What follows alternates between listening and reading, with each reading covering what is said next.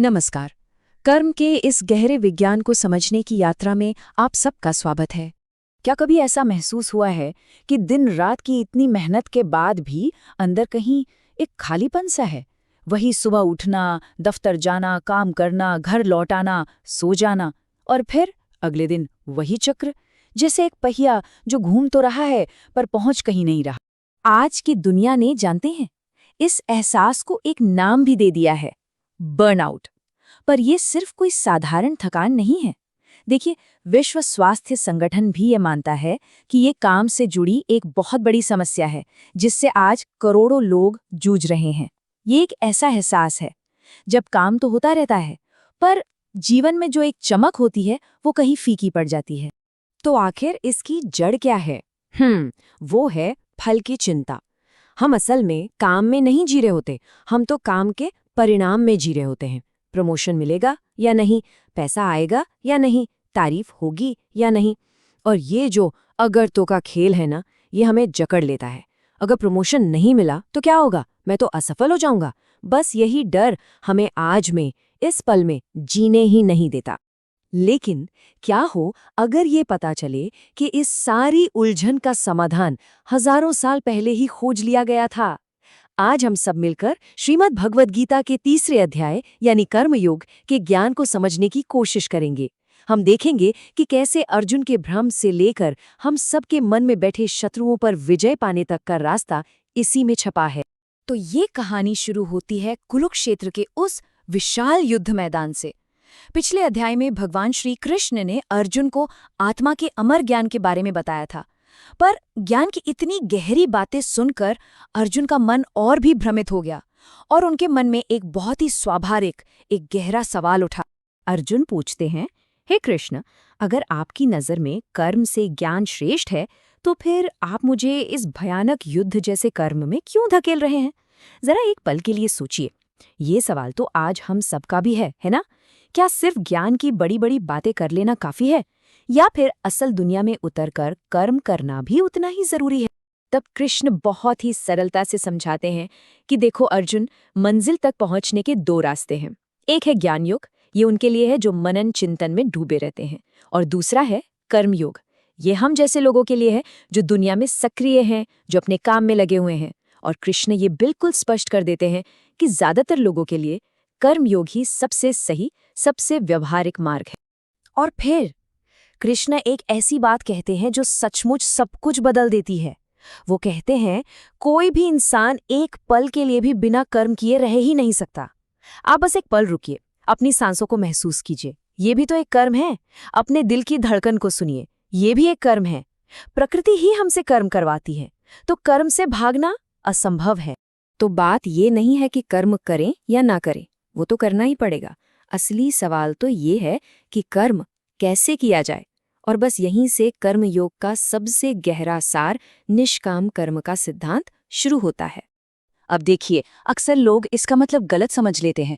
उन्हें लगता है कि इसका मतलब है बिना किसी लक्ष्य के बस काम करते रहो। नहीं, बिल्कुल नहीं। निष्काम कर्म का असली अर्थ है अपने काम को पूरी लगन, पूरी कुशलता से करो, पर उसके नतीजे से, उसके फल से अपनी खुशी या दुख को मत जोड़ो। ठीक वैसे ही जैसे एक कलाकार सिर्फ बनाने के आनंद के लिए कुछ बनाता है। इसे करने के 3 बड़े सरल सूत्र दिए हैं। पहला, अपनी इंद्रियों पर नियंत्रण रखो, मतलब पूरा ध्यान, पूरा फोकस सिर्फ काम पर, जिसे आजकल लोग डीप वर्क या फ्लो स्टेट भी कहते हैं। दूसरा, आसक्ति से रहित हो जाओ, यानी ये जो मैं कर रहा हूं, मेरा काम है, इस भाव को छोड़ दो। और तीसरा, अपने काम को पूरी ऊर्जा के साथ, पूरी मौजूदगी के साथ करो। इसको एक क्रिकेटर के उदाहरण से बहुत अच्छे से समझा जा सकता है। सोचिए, एक बल्लेबाज क्रीज पर खड़ा है। अब अगर उसका ध्यान स्कोरबोर्ड पर है, या लोगों की तालियों की गड़गड़ाहट पर है, या फिर अगले कॉन्ट्रैक्ट के पैसों पर है, तो क्या वो आने वाली गेंद को ठीक से खेल पाएगा? नहीं, बिल्कुल नहीं। लेकिन अगर उसका 100% ध्यान, उसका पूरा फोकस सिर्फ उस एक गेंद पर है जो उसकी तरफ आ रही है, तो यकीनन वो अपना सबसे अच्छा प्रदर्शन करेगा। बस यही तो है निष्काम कर्म। ध्यान प्रक्रिया पर रखो, परिणाम पर नहीं। अब यहां से ये सिद्धांत और भी गहरा हो जाता है। श्री कृष्ण यज्ञ की बात करते हैं। अब देखिए, यहाँ यज्ञ का मतलब सिर्फ आग में घी या सामग्री डालना नहीं है। यज्ञ का एक बहुत बड़ा मतलब है किसी बड़े उद्देश्य के लिए अपना योगदान देना, एक तरह से निस्वार्थ भाव से कुछ अर्पण करना। कृष्ण कहते हैं कि जब हम अपने काम को एक यज्ञ की तरह करते हैं, यानी किसी बड़े लक्ष्य के लिए, समाज के लिए, तब वो काम हमें बंधन में नहीं डालता, बल्कि हमें आज़ाद करता है। एक डॉक्टर के बारे में सोचिए, अगर वो सिर्फ पैसे के लिए काम न करे बल्कि लोगों की सेवा के भाव से करे, तो उसका काम ही उसकी पूजा बन जाता है ना? इसके बाद कृष्ण प्रकृति का एक बहुत ही अद्भुत चक्र हमारे सामने रखते हैं। वो कहते हैं सभी जीव अन्न से जीते हैं, अन्न बारिश से होता है, बारिश यज्ञ से होती है और यज्ञ हमारे कर्मों से होता है।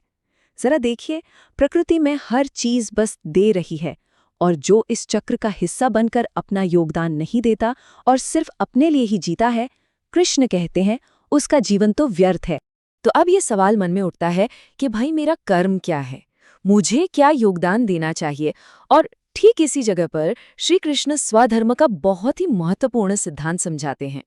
स्वधर्म यानी वो काम जो किसी की अपनी प्रकृति, अपने स्वभाव और अपनी क्षमताओं से मेल खाता हो। कृष्ण कहते हैं अपने स्वधर्म को अगर ठीक से न भी कर पाओ तो भी वो दूसरे के काम को पूरी परफेक्शन से करने से कहीं बेहतर है। हर किसी को खुद से ये पूछना चाहिए, मेरा स्वभाव क्या है, मेरी असली प्रतिभा किस चीज में है। जब कोई इंसान दबाव में आकर या लालच में या बस दूसरों की देखा देखी कोई काम चुन लेता है तो वो परधर्म कहलाता है, और उसमें सफलता मिल भी जाए ना तो भी अंदर एक खालीपन रह जाता है। लेकिन जब कोई अपने स्वधर्म के रास्ते पर चलता है तो काम करने में ही एक संतोष मिलता है, एक आनंद मिलता है। आज के समय में करियर को लेकर जो इतनी उलझन है, उसके लिए ये एक बहुत बड़ा संदेश है, अपना स्वधर्म खोजो। और अब इस अध्याय के अंत में अर्जुन एक ऐसा सवाल पूछते हैं जो शायद हम सबके मन की सबसे गहरी, सबसे बड़ी उलझन है। वो पूछते हैं, हे कृष्ण, ऐसी कौन सी चीज है जो इंसान से उसके ना चाहते हुए भी जबरदस्ती पाप करवा लेती है? सोचिए, हम सब जानते हैं कि क्या सही है और क्या गलत, फिर भी कई बार हम गलत रास्ते पर क्यों चले जाते हैं? आखिर ये कौन सी ताकत है जो हमें खींचती है? और तब कृष्ण हमारे दो असली भीतरी शत्रुओं का नाम लेते हैं, काम और क्रोध, यानी हमारी अनियंत्रित इच्छाएं, और जब वो इच्छाएं पूरी नहीं होती तो उनसे पैदा होने वाला गुस्सा। कृष्ण ने महाभक्षक कहते हैं, यानी सब कुछ खा जाने वाला, और महापापी। यही है हमारे असली दुश्मन, जो कहीं बाहर नहीं, हमारे ही भीतर बैठे हैं। कृष्ण 3 बहुत ही खूबसूरत उदाहरणों से समझाते हैं कि ये इच्छा हमारे ज्ञान को, हमारी समझ को कैसे ढक लेती है। वो कहते हैं जैसे धुआं आग को ढक लेता है, जैसे धूल आईने को ढक लेती है, और जैसे गर्भ एक अजन्मे शिशु को ढके रहता है, ठीक वैसे ही ये इच्छा हमारे विवेक पर एक पर्दा डाल देती है। लेकिन कृष्ण हमें बस समस्या बताकर निराश नहीं छोड़ते, वो समाधान भी बताते हैं, एक 3 स्तरीय समाधान। सबसे पहले अपनी इंद्रियों को नियंत्रण में लाओ, फिर दूसरा कदम अपने मन को साधो, और सबसे महत्वपूर्ण तीसरा कदम अपनी बुद्धि को जगाओ। क्योंकि जब बुद्धि जाग जाती है ना, तो मन और इंद्रियां अपने आप ही काबू में आ जाते हैं। तो कर्मयोग का पूरा सार क्या निकला? यही कि कर्म से भागना नहीं है, अपने काम को पूरी कुशलता से करना है, पर फल की चिंता से मुक्त होकर अपने काम को किसी बड़े उद्देश्य के साथ जोड़ना है, और अपने स्वभाव के अनुसार ही अपना रास्ता चुनना है। और हाँ, सबसे जरूरी, अपने भीतर बैठे दुश्मनों को पहचानना है और उन पर विजय पानी है। अगली बार जब भी अपने काम पर बैठे तो बस एक पल रुककर खुद से ये सवाल जरूर पूछें, क्या मैं एक कर्मयोगी की तरह काम कर रहा हूँ? यकीन मानिए, ये एक सवाल काम करने के पूरे अनुभव को बदल सकता है।